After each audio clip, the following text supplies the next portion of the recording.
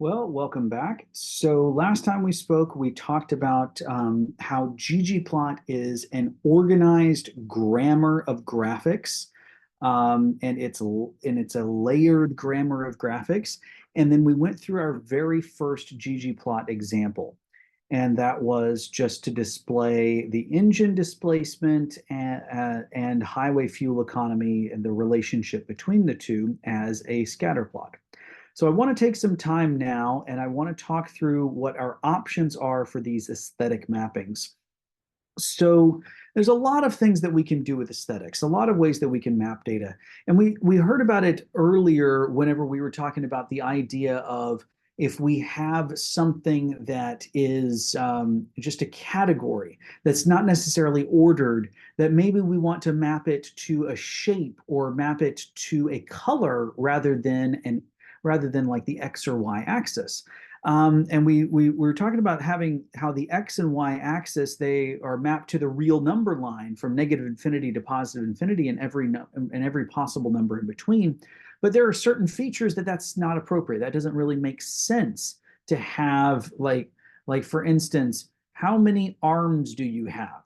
I mean, the option realistically should be 0, 1, or 2 for people for humans.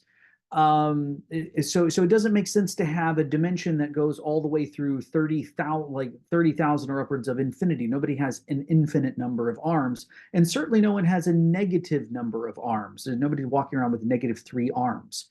Um, so what we would say is that there are certain types of data that it makes more sense to map them to certain parts of the graphic. So obviously, whenever we're looking at, we go back up here, uh, displacement. This is a value that has a decimal point. So it makes sense to map this to the real number line. And then also the highway fuel economy. This one is listed as an integer, but really that's just because we know that they rounded, because it doesn't make sense for someone to make exactly 29 miles to the gallon. It was probably like 29.02 or something like that. But they truncated it and they said, okay, no, it's good enough. 29 is good enough. But the idea here again would be that it's possible to have a fractional amount of fuel economy, but it's not possible to have a fractional amount of a compact car. There's not a kind of car that is a quarter of a compact car. You either have a compact, maybe you have a subcompact, maybe you have an SUV, maybe you have these other different kinds of cars, but there's not really a gradation between them where a sports car or a coupe is more compact or less like is more SUV like than a subcompact or anything. So these different categories or classes, it wouldn't make sense to map them to the real number line, and we need a different aesthetic mapping for these types of information. And that's where things like the shape would come in or the color would come in. Also, some things like the fill, okay?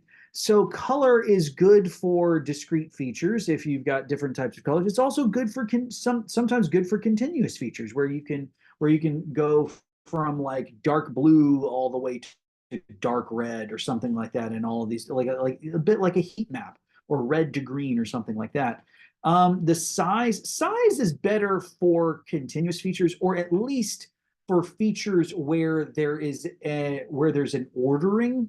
So you can say that one dot is bigger than another dot. It doesn't make sense to say, oh, well, I'm going to assign big sizes to premium fuel, but small sizes to diesel or something like that. It doesn't really make a whole lot of sense.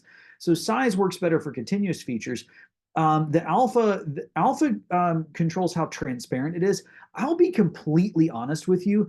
I usually don't map a value from the data to alpha unless it's like a weighting where I know that certain points in the data set should have heavier weights than other points. Then I'll map it to alpha.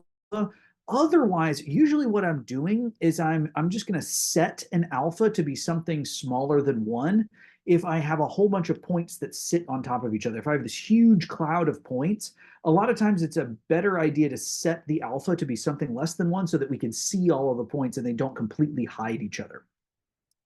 Again, shape is great for discrete features, doesn't make much sense for anything else. And then fill is kind of just like color, if you will. It can be good for certain continuous features, but it's probably a little bit better for discrete features. So here are some examples. So we've got this is our standard ggplot that we just made.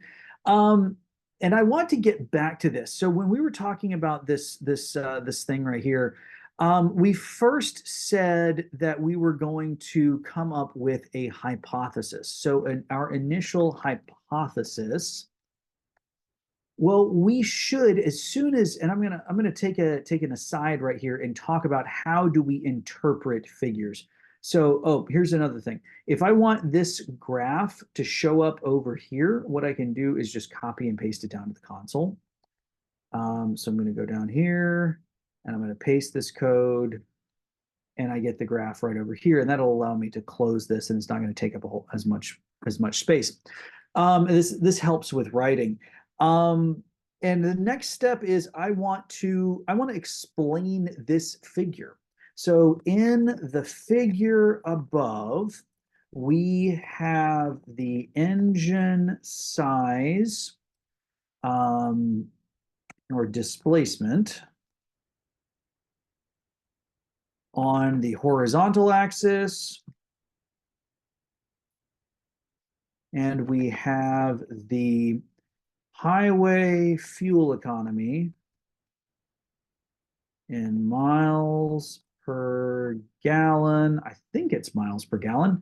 Here's how we can find out. We do question mark MPG. And this brings up the help file for the MPG data set.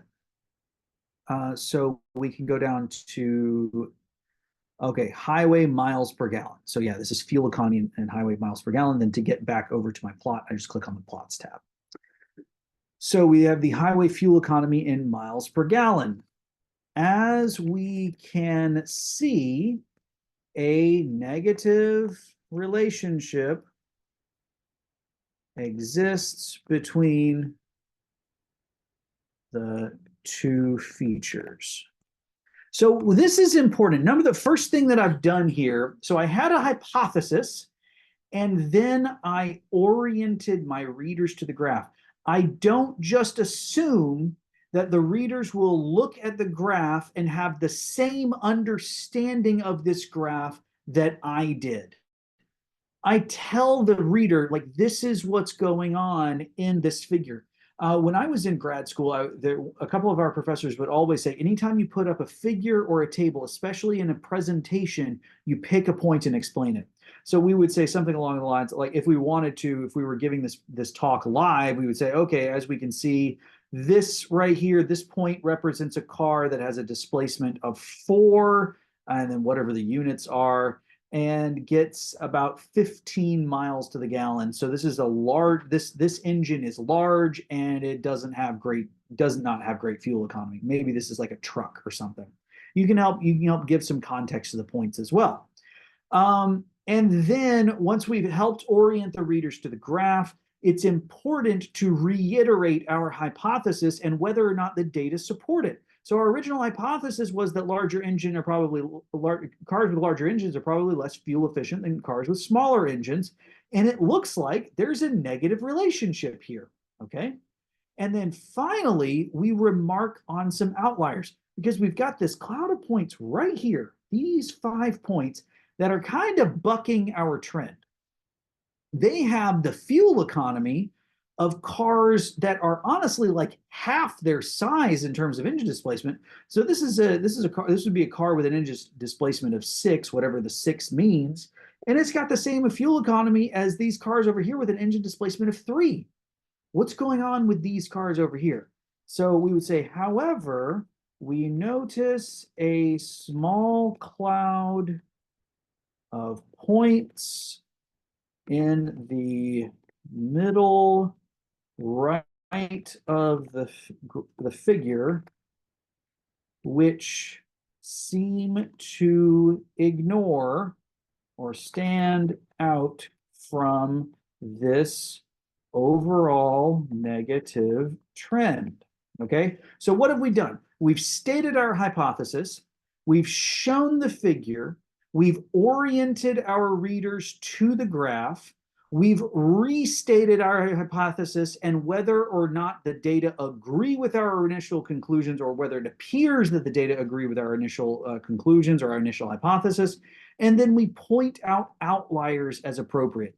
This is a very, very standard way to talk about visual representations of data. And I want you all to use this as your standard moving forward. Anytime that you have a figure, have a hypothesis of what you expected to see before you plotted the figure, plot the figure, and then walk your audience through the information here. So let's go back. We've got we're looking at this is how we would talk about this figure. We'd say, okay, well, we initially thought that larger engines, because we understand a little bit about physics, that heavier things are probably less efficient. So larger engines, probably less fuel economy than smaller engines, but we have the measurement of the engine size on the horizontal axis, the measurement of the fuel economy on the vertical axis. And we see that, you know what, the data largely kind of agree with our initial thoughts, except for these points over here, and these points are worth further consideration. Okay, so we're going to pause right here, and we're actually going to take some time to come up with additional hypotheses about these points right here, and test these hypotheses visually. All right, so we'll see you shortly.